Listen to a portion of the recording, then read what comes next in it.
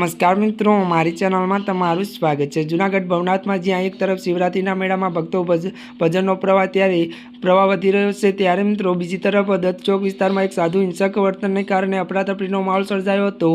जो कि राते एक नागा साधुए अचानक उश्केराई जईने हाथमां खुल्ली तलवार धारण करी निर्दोष लोकोने श्रद्धाळुओनी पाछळ दौड़ीने तेमने डराव्या हता। साधुना आ सौद अने त्यारे अनियमित त्यारे रूपे जोईने पवित्र मेळामां दर्शनार्थे आवेला यात्रिकोमां नासाभाग मची गई हती अने लोको जीव बचाववा माटे आम तेम दौड़ता नजरे पड्या हता।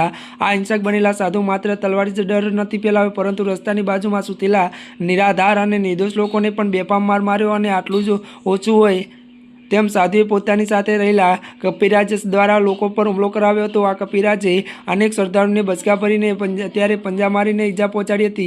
दत्त चौक जेवा व्यस्त विस्तारने साधुए जाणे भाનમાં त्यारे लीधो होय तेवी स्थिति सर्जाता मेळा शांत अने धार्मिक वातावरणमां डर अने दहशत माहोल व्यापी गयो हतो अने स्थानिक लोको त्यारे अने दूर दूरथी आवेला यात्रिकोमां आ प्रकारना असभ्यना वर्तनथी भारे रोष जोवा मळ्यो हतो।